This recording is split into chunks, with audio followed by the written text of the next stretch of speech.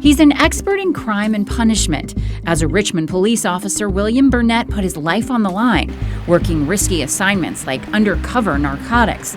Then he traded badges following legendary lawman Catie Woody to the city jail, serving as second in command of the sheriff's office. Now, for the second time, he's challenging the woman who defeated his mentor. And if he's successful, Burnett says he plans to completely reinvent the role of sheriff.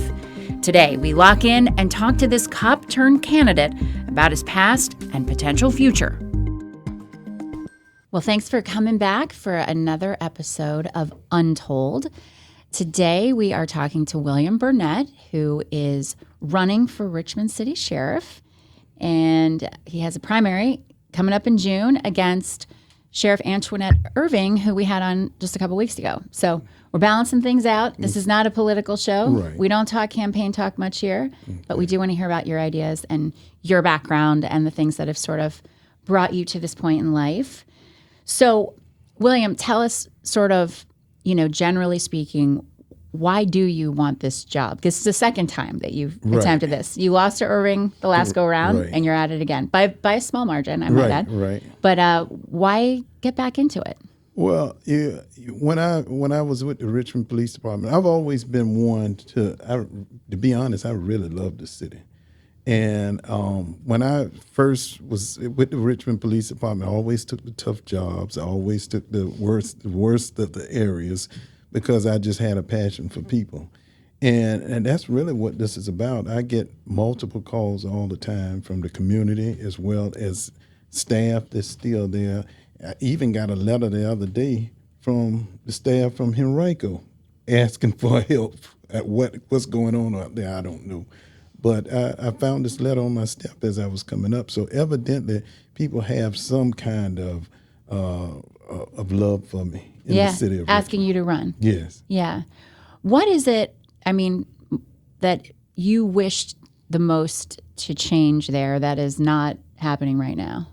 Well, one of the most serious things that's happening down there is the deaths. Family members are losing, you go to jail and you expect to be there in a safe environment where you don't have easy access to drugs. And when you have people dying at the rate, and all of them are drug overdoses, that's something very serious. And that's one of the big things that I'm going to jump on immediately when I get in there this time. And I'm going to put things in place, simple things that don't really make a difference to, where it costs taxpayers money or it costs manpower and all those types of things, because there's a huge shortage there now. But I'm going to put simple things in place to reduce those drugs coming into the jail, because people it's critical right now. Mm-hmm. I would also say that, the staffing is an issue, and family members can't get the answers that they need. If my child is in the facility, and I know we have the HIPAA laws, but you still, when I was with Catie Woody, we still made sure that the family members knew what was going on with their families, how they were doing, whether they were safe. And they don't get those answers now. So I really am curious to know, sort of the state of drugs in the Richmond City Jail. And I know you were there for 12 years, and you worked under the previous sheriff, Catie Woody. And, we talked about this, how difficult it is to control what comes in. Right. But at this point, what is it that's taking those lives? Is it principally fentanyl? Fentanyl is the big thing. People are lacing it in everything. Weed. I've seen a lot of younger people, even being an officer on the street, I've responded to many of overdoses. And I find that the younger people tend to overdose because they lacing it with weed. That's the new thing now. And so that is the huge, I think that's the biggest epidemic that's going on in the city of Richmond right now. And drugs can't be easily accessible in a closed environment like that when I'm already on drugs. I can't put you in a closed-in environment and then turn around and make the drugs easy acceptable. When we hear about the deaths, obviously, because those make news, what don't always make news are the number of overdoses that happen or the responses that are in jail. Do you have any intel on that from deputies that you've worked with? I've talked to many of deputies, and I will tell you that the overdoses, the deaths are publicized. The numerous just overdoses where people are brought back, thank God, to Narcan, you don't hear about. But it's multiple. It's easy to find out because you can check the how often the rescue squads are being called, how often the police have to respond down there. And in your knowledge, what is that, weekly? It's weekly for sure. Yeah. And most always fentanyl? Yes, most of the time it's How fentanyl. is it getting in there? Just being honest, you got, of course, you know that you can't get it in through visitors because there's no contact visitation no more. So it used to be back in the day that they would try to slip it through the windows and cracks and all that, but there's no contact visitation. So there's only two possible ways that they can get it in there. New inmates coming into the jail, bringing it into their personal areas, or staff that's bringing it in. And I do know for a fact that there is some bad staff down there. Is there not screening on their end where they come in? When they come in through the staff doors, it's, from what I'm told, it's sometimes it's random. There might be deputy officers there to screen you coming into the door, the facility. Now, you got to think about it. You're talking about a screen. You're talking about, I'm going to look through your purse. Might pat you down. But when people bring drugs in, they bring them into their crevices and their bras, all that. So it ain't no question about, I know that drugs are being brought in by staff as well. What do you think it's realistic? And I put this question to Sheriff Irving as well. I mean, do you think it's realistic to keep drugs out? I mean, is that possible? Oh, no. You never, ever, even if I was the sheriff, with the tough policies I'm going to put in place, you're never going to stop the drugs from coming in. But you can do things to slow them down.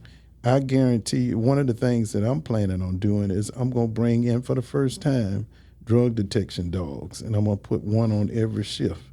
And you never know when that dog is going to be at that door when you come in. And when you come in and you have drugs on your person, now drugs can be detected by dogs, whether you got it on your inside, outside.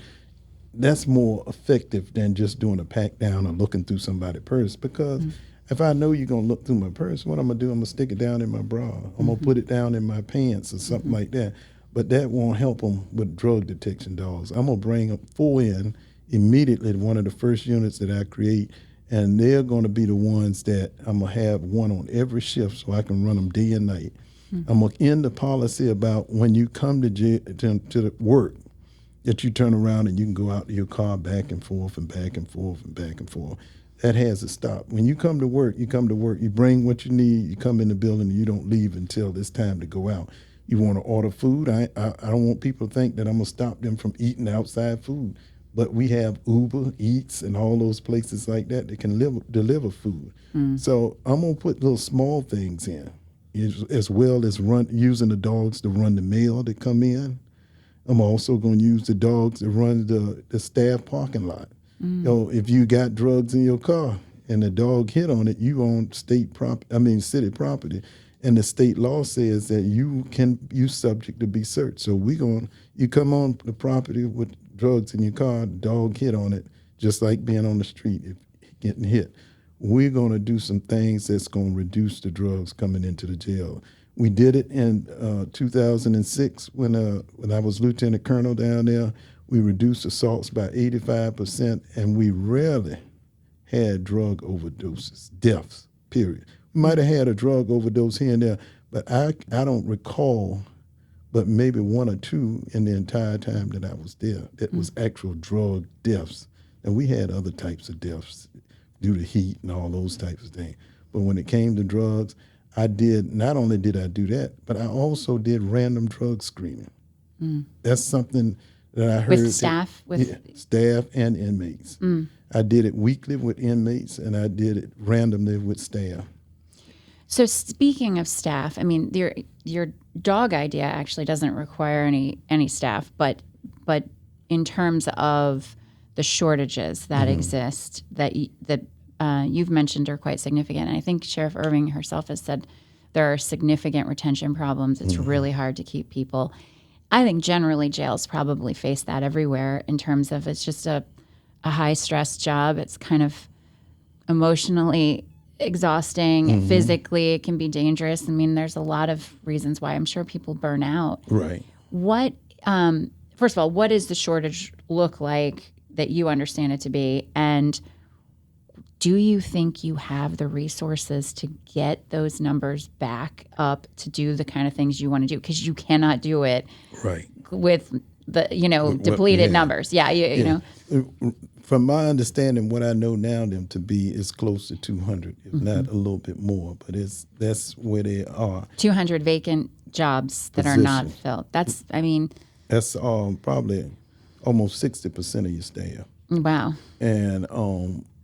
And I will tell you this, the problems that I see based on what I see and what I'm hearing and the dangers and the drugs, all that, it's not as bad as people think when it comes to bringing staff down there. The big thing is keeping them, like you say, is keeping them.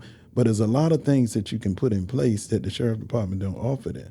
One, you got to put, you got to have opportunities for people to expand. Right now you have the courts as a major area to go to, and you got the back of the jail as a major. Now you have other things like IT and recruitment and all those type of things like that, but you don't get the bulk of your deputies there. So you have to create opportunities for people to want to stay at your facility. In your mind, we had talked about this. When I called you for this interview, we had talked about your idea of using deputies more for public safety and community policing. Right now, for people that may not realize, like Richmond Sheriff's Department maintains the jails, maintains the courts, but you don't really see deputies out on the street with a beat or a in the community public safety presence function. Like they're more for those two roles, and historically it's been that way, right? Is that your understanding? Historically, that's been exactly how they're used. And I think it's unfortunate, in my opinion. This is the capital city of the state of Virginia, and we have a crime problem here. And you have a law enforcement agency with almost 500 staff, with 500 positions. Right. And you have I would say almost 1,000 less inmates when I was there. So if you fill these positions, you have the ability to do outside things inside it. Now, what my goal is to fill those positions, take the freeze off of the 100 positions that's being frozen at this time, take those positions and fill them. How I'm going to fill them? Well, I'm going to partner with, I don't want to talk too much about the police department because I don't want them to think I'm going to steal all their people, but I have You did work there for a minute. Yeah. I have quite a few people that's lining up with me to leave should I leave. But I'm also going to recruit outside of this area. See, Richmond has a reputation, the sheriff department has a reputation in this area now of being unsafe, being overworked, and being in a position where, just dangerous. And so as you hire people for that job, people tend to come in, and if I'm getting cussed out all day long and I'm being accused of certain things, then I'm going to leave. And that's that's the problem that the sheriff department is having. I promise you, day one when I walk in there, I will walk in there with less than 50 people on my team. Just walking through the door, I'll have 50 people with me to fill some of the positions. And then I'm going to think out the box, and I'm going to recruit outside of this area because of the negativity that goes along with the sheriff department. So I'm going to go all the way as far as Florida and New York, and as far as down to Florida. I'm going to look at military bases.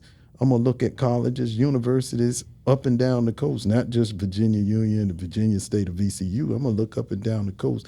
When I used to recruit for the Richmond Police Department back in the day, I would be up in Bowie State, up in Maryland. I would be down in South Carolina. Jerry Oliver sent us everywhere, and we were. Did it work? Yeah, it worked. We were bringing people. How do you sell that to somebody in South Carolina? Move to Richmond and be a sheriff's deputy. How do you sell that? Well, because it's not paying that much, right? But the fortunate thing about going further north, the further you go up north, the higher the cost of living is. So a lot of people are trying to escape that cost up there. And so you come down to an area where the cost is almost half of what you. I remember one of my buddies that was in the police department with me. He was from New York, and I was from North Carolina. And he was saying, man, I'm coming here to make 30. I think we started about 32 back then. And he said, I was making 45 up there, but that was like, with the place I was living in with a family, that was like making $12,000 a year. So we recruited a lot from up there. Right. So when you look at that cost of living, you factor that in, and you're going to draw some people down. As you go further south, they don't pay as much. The pay gets less. So you use that to bring them up here, and you offer incentives. Now, one of the things that I like what the current chief is doing now, it's for the first time. Chief at RPD? Yes. Chief Edwards. One of the things that I like that they are doing now that they've never done before, and we've been asking for years and years and years, is they're giving us take-home cars for the first time ever. We've never had that.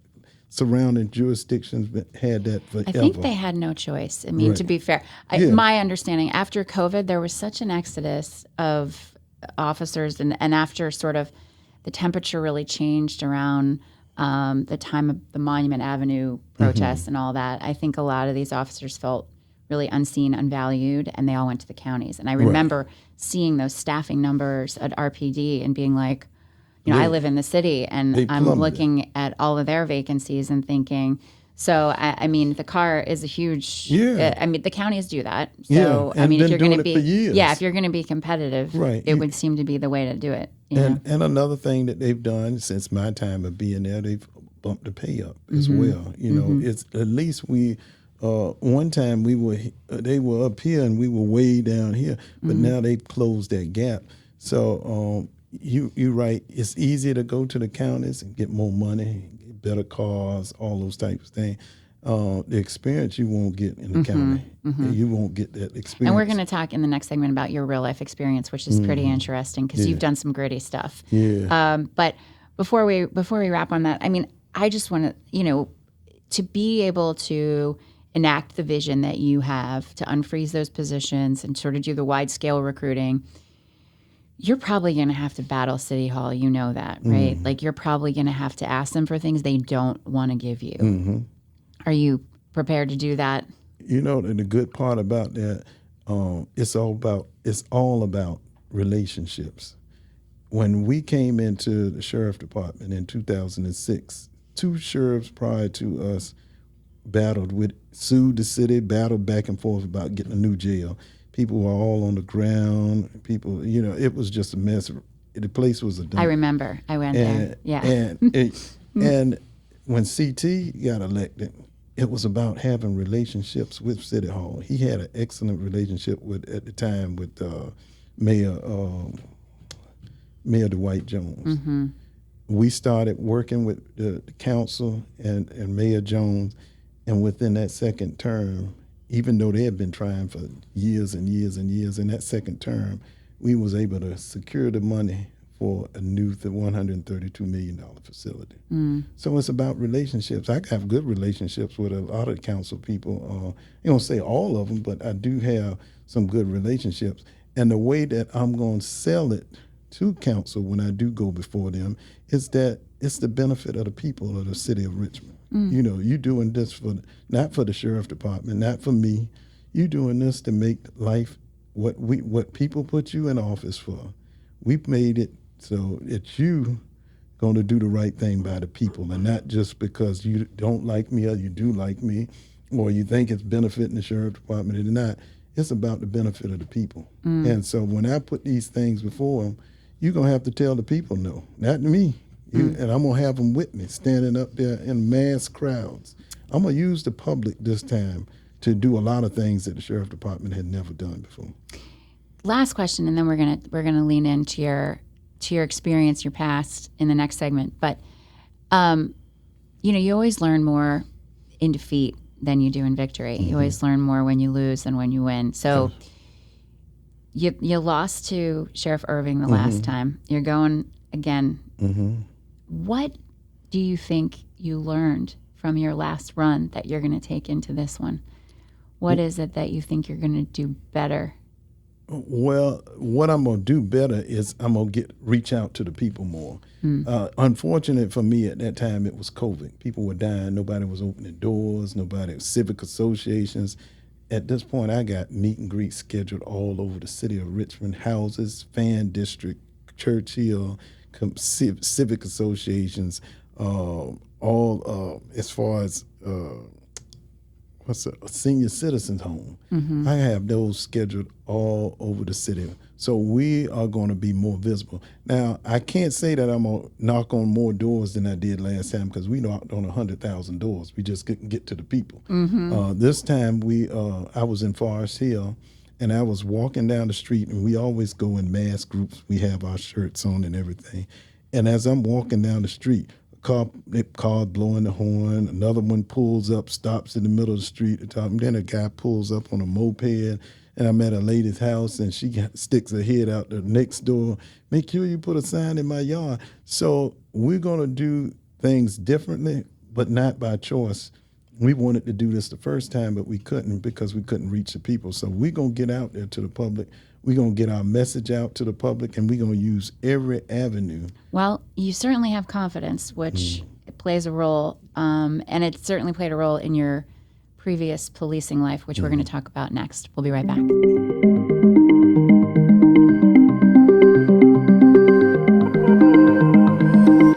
We are back with candidate for Richmond Sheriff, William Burnett, and we're going to talk about how you got here now, which is always my favorite part of the segment. I didn't tell you the very beginning of how I got here. Tell me the very beginning.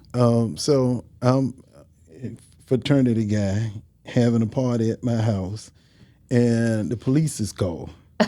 And so this was not the beginning I anticipated. Right. The police was called, and they came to the house. He was rude. And, I know the difference between rude and good police officer. He came in, he had a real bad attitude. He was rude. And so he was at my front door, and I came from around the side, and I came up to him. I said, "What's wrong, officer?" I'll never forget it. I said, "What's wrong?" And he just started going off. And next thing you know, I started going off. Just so happened the football team was at my party. And so they started throwing stuff at him, and he got to the car, and he started rocking the car and everything. Next thing you know, the state police, the sheriff department, and the city police was at my party. And I ended up getting arrested for inciting a riot. And just so happened I was doing my intern at the courthouse, and the judge says, "I'm not going to start you out with a bad start in life." He said, "But what I am going to do is I'm going to make you ride with that same police officer for the next month, every Friday, Saturday, and Sunday night to see how it is to go to have to break up a party." So the first night I got in the car with him, and it was high. And that's what he said, nothing else. There was no other conversation. It was a quiet ride. Right. I was a criminal justice major. So the next night, I started looking at the little gadgets in the car. And to make a long story short, that's what turned my Did you guys ever start talking? Yeah. He used to work at the part-time at the store up the street, so I'd go up there and talk to him. And by the end of the time, we were good. They dismissed everything. It was just, it was never put on my record or nothing. So I was able to, that's what turned my life into being a police officer. So from that experience, you were like, this is actually a pretty cool gig. Yeah. But you were already a criminal justice major, so it's not like the idea wasn't far from you. But I was looking to be a lawyer, instead of a police officer. What switched that to was, in the midst, I was in the military, and they pulled me out of college and sent me to Desert Storm, and I was there for a year. By the time I got back, I had about one more semester left. And I was like, I'm getting out of school and I'm getting out of the military. And just so happened Richmond Police was recruiting on the campus, and I went over and filled out the paperwork, passed the test. They said, "Will you come up and take the physical?" I came up to take the physical test, and they hired me on the spot. And that's how I said, well, I'll work for 5 years and then I'll move on. And then you stayed. Every time I was planning to leave, a different opportunity came up. I got promoted, and I was saying, well, I'm done for sure. Then CT said, I want you to be second in command, and I'm still here today. Wow. Well, I do like that middle chapter. I want to go back to the beginning with your mom and dad. Oh, yeah. When I first asked you about your parents, I loved what you said. You were like, I had the most loving parents that you could imagine. I love to hear that. Yeah. And they really invested in you. Oh, yeah. My brothers and sisters all invested in it. It was the thing, because, see, I was the first one to ever go to college in my family. My dad was a butcher. My mom did domestic work, so we didn't have no money. It was. I told you that time, I said I didn't even know how poor I was until I left the neighborhood, because everybody was poor in the neighborhood. So it was a huge investment in me, my mom, my brothers, my sister. All of them chipped in, pitched in. When I went to college, my car broke down. My brother would let me borrow his car. And then when he turned, I'd give his back, and my other brother would let me borrow his car. So it was a huge investment in me to get me through college. It was a huge sacrifice. My mom and dad used to catch the bus while I drove their new car to high school so I could be in a better school district. Wow. Well, I'm sure they were glad they invested the way they did, because it seems like, you're where you want to be. Yeah. And, you've had your time at RPD was some hard street time. You had a tough precinct, and you were like running down some difficult situations. Right. One of them stands out in my mind. Maybe you can paint the picture. The day that your partner was in court, and the dealers kind of set you up. Yeah, tell us that story. We were, and this was like probably a moment of realizing how fragile this whole system is. Officers don't think about. I tell people all the time. I tell citizens all the time. People don't realize how often we put our lives on the line, and we put our lives on the line for them. Not, most of us live outside the city. They could go to Chesterfield, Henrico, and those places where it would be an easier sale. But we put our lives on the line, and we don't even think about it. So I'm at just getting to work. What year was this? This was probably it was probably about 1990. I would say 99, somewhere along in there. About 99. Still epidemic in the city. Crime was high. It was high. It was at 31st and S. I'll never forget. And it was a group of Jamaicans that was dealing on that block. Now, me and my partner, that was our first stop every day coming to work. We were going to hit that block. And we made a lot of arrests. I've had times where the magistrate would tell me, at least let me get the paperwork finished before you bring somebody else, because that's how bad it was at the time in Richmond. And so my partner's in court.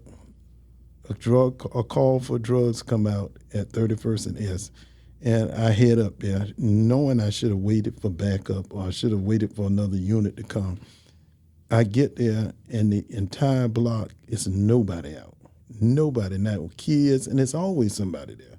So that was the first thing, and I thought about it after it was all over. I said I should have known not to get out the car when there's. So I get out the car, and I'm walking down the street looking to see where this is coming from, and then I hear, "Pah!" And then I feel this little breath. I don't know what it was. A wave went by my head. It went past my head, and the guy was sitting at the car at the corner of 31st and S, and he was the passenger. The bullet went down the block, hit him in the temple, a little small bullet, hit him in the temple and fell in his lap. And I ran up there to him, and I told him, I said, you know what? God was with both of us today. I said, it missed me, and it didn't kill you. I said, he was with both of us today. Oh. That was just one of the scenarios. There's so many of them. And you later found out that was targeted, right? Like they set you up. That whole thing was. It had to be. I found out that, my supervisor at the time told me that, hey man, they out there. You and Boatwright. This was my partner, Boatwright. Y'all out there making a lot of arrests. They don't like it. Yeah, and they don't like it. And they thought that would run me off, but I went even harder. Yeah. I went even harder. You couldn't move on that block after that. And they also told me, look, before you go out there, you need to stop doing these things. I remember my lieutenant told me one time, look, Burnett, on shift, he said, we short tonight, don't go out there and start nothing. Because he knew he knew that I was going to go hard. And I didn't go hard for myself or just to lock people up. I went hard because I ran into parents and kids and seniors saying that they can't even sit on their porch and play. Mm-hmm. The kids can't come out and play, or I can't sit on my porch. Those are the people I went hard for. I didn't go hard for myself. I don't know how many people have a story where they can hear the bullet that was intended for them and see it hit somebody else. I mean, that's a wild situation. It was a small caliber, but it went right past. I felt it go past my head. Where do you think they were? At an upstairs window? I never found out where they were. Yeah. I ran to the corner where the guy was saying he said I got shot. And I ran to the corner where he was, and I looked in the window, and it was just a little ding in the side of his head, and the bullet was sitting in his lap. Small caliber, gosh, so they must have shot. That could have ended so differently for everybody. Oh, yeah. Either him or me. Right. You know, it's been a couple of times that, it's been some close call. I don't even think about the countless times that I had to wrestle with somebody having a gun in their hand. Mm-hmm. I ain't think about, if they can turn it towards you and pull the trigger, it could easily kill you. When police officers out there, we don't even think about that kind of stuff. And then we get back out there and we do it again. The very next day, we out there doing it again. And do you miss that kind of work? Because you're retired now, to be fair. You're retired, but also running. So I would tell you, I wouldn't do the things that I did back in the day. Getting in a car, riding it, trying to make drug deals, and drug dealers getting in the car with you. They could have easily, I didn't think you could have either shot me or anything. You're talking about undercover work. Right, yeah. I wouldn't do that type of stuff today. It's a different world. Did it scare you then? It didn't. I didn't think about it. Really? Honestly, you weren't thinking they're going to figure out who I am and they're going to kill me? Well, I didn't even think about it. It was just something that we did. Did you ever get made? Like when you were doing a deal, did anyone ever figure you out? I remember it was this guy. He went fed. It was fed time they gave him. He lived. I didn't even know it. He lived like a building over from me. So I'm taking a guy in that I arrested that night, and the feds have him. And when I walked through the door with this guy, he looked at me. He said, "I knew you were the police. I knew you, and you live right next door to my building. Yeah, I knew you were." Man. Other than that, I never had any.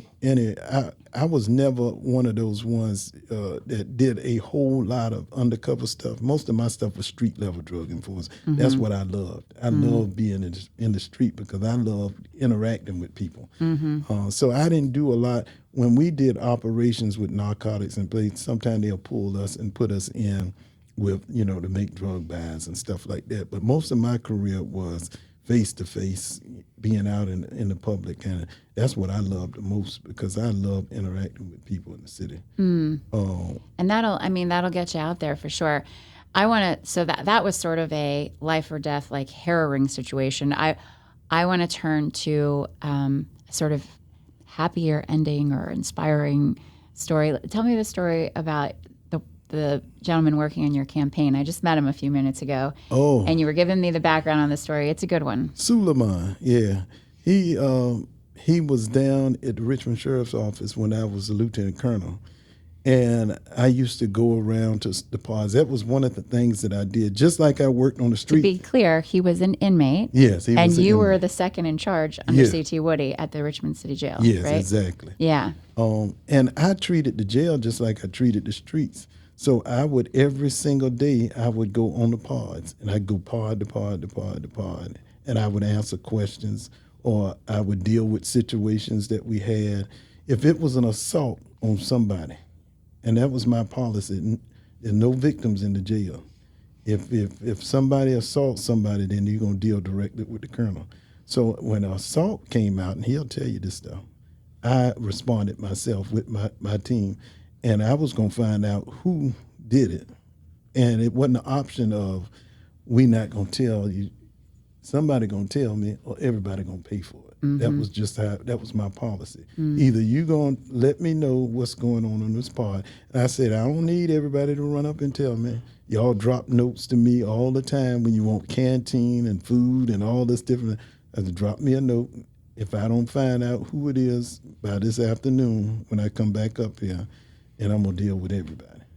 I would always find out who it was. And Suleiman would tell you because he was on some of those parts that I told. And he had a pretty lengthy criminal history, right? Like he had been in and out of jail, you were saying a bunch of times. Yeah, he was in and out. He reached out to me when he saw that I was campaigning. And he said he wanted to help. He wanted to be a part of what was going on. He said, he told me, yeah, you were hard. He said, but you were fair. And he has been helping me and doing a better job in some cases more than the people that's been with me forever. I mean, that's pretty unusual to have someone that was technically an inmate while you were working at the jail now working on your campaign.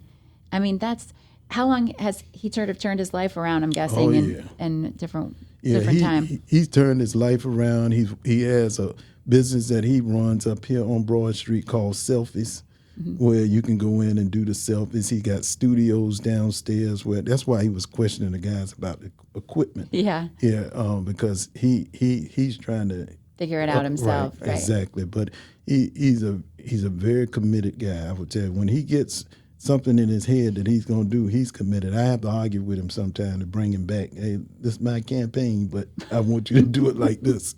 But we should do it like that. But he's very committed. He's very dedicated. He's loyal. I trust him for sure. And I can't say that about a lot of people, but I do trust him. And I'm excited. And the thing about it is, I have 2 others on my campaign that were former inmates as well. You have 3 inmates on your campaign currently? Three, a couple of females. Former inmates? And they used to, I remember one of them that's on my campaign, I remember she used to come to me all the time, and she would say, Colonel Burnett, why do you allow the men to get their haircuts and have a barbershop and all that kind of stuff, and we don't get that? And I say, you know what? You're right. You're absolutely right. So I opened up the first ever in history female beauty salon in the Richmond Sheriff's Office. And she was one of the people that was doing hair in there. And she worked there? Yeah, she worked there. She did hair. And matter of fact, I had on my last campaign, I had about 3 others, 3 different ones that worked in there. So I think that a lot of people, they knew that I had their best interest at heart. Yeah, I called it tough love. That's what I told them. I said, it's just tough love. I ain't got nothing personal against nobody. I don't dislike nobody. But you're not going to come down here and think you're going to victimize. You did that in the street. So now you're going to either be rehabilitated, we're going to get you on the right track to get you out of here to doing better, or you're going to be punished. That's one of the things you do. And that punishment means you're going to get what the judge give you, and you're going to do your time without bothering anybody. So these guys and girls, they really respect me for that.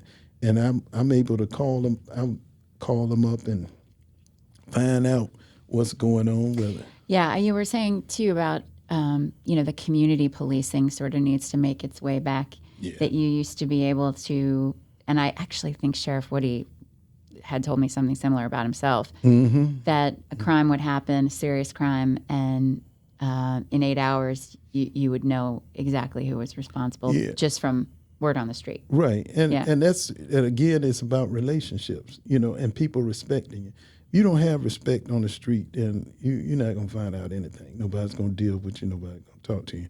But over the years, I'm with some of the younger officers, and they with me, and everybody's coming up at some point everywhere I go, and they'll be like, everybody, don't you? And it was just because over those years I built a reputation that, I'm going to be tough, but I'm also going to be fair, and I'm going to be just with you. But if you build that rapport, you build that trust with the community, and that's what we as in law enforcement across the country, not just in the city of Richmond, but across the country, we have got to change that perception that the police are bad. We got to break that barrier between the community and policing. Because if you don't, I've solved more crime with the community than I ever did doing it on my own. So you have got to be able to we got to break that barrier down, and we've got to get out there somehow and start building the trust back with people. We got to get people. If I was chief of police, I would tell you one of the things that I would definitely do. I would get officers out of those cars. Those cars are just barriers. You would see I'd have more officers on bikes and horses and motorbikes and all those types of things, and foot. We used to have that stuff. Officers used to walk the beat. Now, I know it's a different time. I know that. Things change. But if you want to keep that same relationship, you got to get those officers out of the cars. And if it was me, I would get them out of those cars as much as possible. I ain't saying that we have the ability that they're going to be out the cars all the time. And but it's nothing like I used to do when I worked the beat. It's nothing for me to pull over, get out the car. People would have barbecues, and I'd go back and ask for a hot dog. And they would laugh about it. And when in that laughing process, next thing you know, I'm talking to them, and then they calling me. That house across the street, they dealing drugs out of it. That car, that's the license plate. Here it is. I wrote it down for you. That's how you change. That's how you build relationship. I know they do the walks and everything. That's not my forte because the walks. When I got a army of people walking with me, it looks to the public, and I'm just saying for anybody who hear this, I'm just saying that a lot of people look at it as superficial. It don't look genuine. You out here. Me, on the other hand, I'll be out there. I might have one person with me, but I'm walking down the block just talking to people. Pull over and just, it don't have to be planned. It don't have to be made up. Just pull out, I'm going to walk Broad Street today, and I'm going to just talk to the business owners, see what's going on. Well, I think that experience, certainly RPD and then the Sheriff's Department, has given you a lot to draw on because you do have a big task ahead of you if you are to prevail. So we are going to get into the question of what if you win and what if you lose. That segment will be next.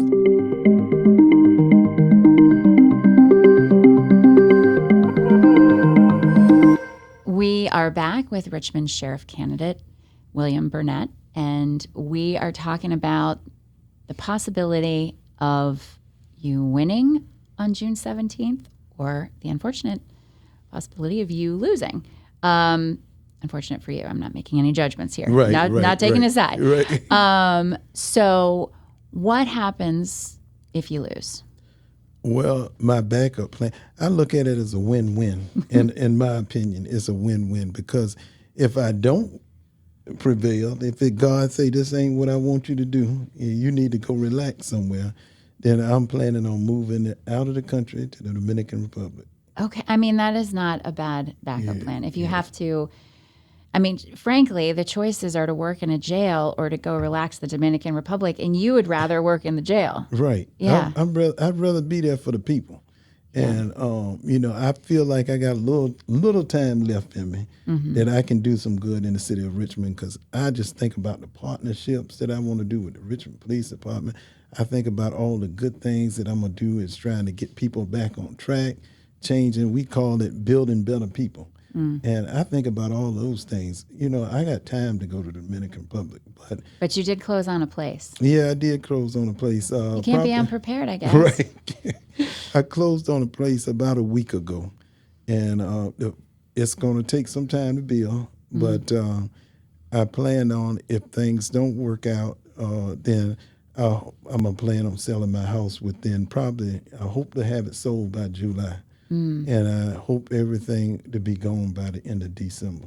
If I should not win. Right. Yeah, so this will be if things work out one way, then this will probably be my last year in Richmond. I have a daughter here. Her mother lives in Chesterfield, but my daughter goes to ODU now. And so she's not in the area. And I told her, I said, well, Jade, if things don't work out, your daddy leaving. And she was like, why you want to go down there? Why are you leaving? And then I told her, I said, you'll still be able to get money. She said, oh, okay. I was thinking spring break. I was like, well, that would be nice. You can get there every spring break. I can't. Yeah. I can't. She loved going on cruises. I can't get her to fly nowhere. But Yeah. the cruise, she would. Yeah. So. Well, I think it's interesting that those are the two choices. In terms of, transparency, if you are elected, we talked about this a bit, how historically people who run the jail, work in the jail, they aren't the most transparent about what goes on in the jail. It's actually really kind of hard to get a clear picture if you're on the outside, And you had sort of made a pledge that you were going to be different on that front. So as a journalist who very much values transparency, I'm going to hold you to it. Oh, yeah. And ask you to tell me again how you plan to. I want to tell you on the air in front of everybody that if I'm win this thing, if God say this is it, then I'm going to not only be transparent for the public, but I'm going to be transparent for the news. And I'm going to open up a news reporting office that all the news channels will have the ability to use. So it won't be that you'll have to go call the sheriff and say, I want to go in this office. And you'll have an ID that you can swipe just like anybody else, and you'll be able to get up into the office. That's my pledge. I want people to know the good and the bad. You hate to broadcast the bad, but when you don't tell the people about the bad, it makes worse. So, at this very moment, parents are on TV, they upset, they crying about their loved ones, not knowing about it. Imagine having a child in jail. It could be for anything. It could be a traffic, driving on suspended, anything, something minor. But imagine your child being in jail and an inmate calls you and tells you that they just got stabbed. And then you call the jail and they say, I can't tell you nothing. That's ridiculous. That's it. I don't know. Because of HIPAA, I can't tell you anything. Imagine the trauma that you putting that family through. The inmate is going to make it like they almost on the deathbed. So it's even worse. It's hyped up. So imagine you being home and you have a child down there that you love and care about, and somebody tells you that I can't tell you anything. That's BS. You can. So you're talking about transparency across the board, with the media, with the public, with families, just more transparency generally. In general, you will be, if your child has been injured, you will be able to find out whether it's life-threatening, whether it's not life-threatening. But you're going to know that you won't go home, put it this way. Matter of fact, I'm opening up a new office, and it's going to be called the Office of Inmate Advocacy. And I'm looking at an attorney to advocate on the rights of inmate inside the jail. That's part of the transparency part. They will be able to whether it's, my child they'll have somebody to call. My child didn't get medication. They'll have an office to call. I heard that they were injured or hurt. Somebody from medical will call back and explain something. Even if I have to bring them down, say I need you to fill out this form saying that he is allowing me to pass you on this information. And that's the crazy part. That's the simple. Instead of hanging up on somebody or talking to them rude, all you got to do, come down here. If your son will sign this form giving me permission to give you your information, I'll tell you anything you want to know. It's a simple form. We did it all the time. All I got to do is your son send it down with his signature and you sign it, and then I can tell you anything when it comes to the injuries, all of it. It's simple. Why not just tell people that instead of telling them, I can't tell you anything? Well, I always vote for transparency, but I also think, you do have a steep mountain to climb. There's no doubt about it. It's like, it's always a tough job no matter who holds it. Right. And I don't think there's a perfect anywhere, know, it's just a hard gig, but I know you're racing hard. I know you're getting out there, and I really appreciate you giving us the time today to get to know you and chat a bit. I appreciate you allowing me to come. I'm sure we'll be seeing you on the campaign trail, and I hope that you guys will be with us for the next episode of Untold.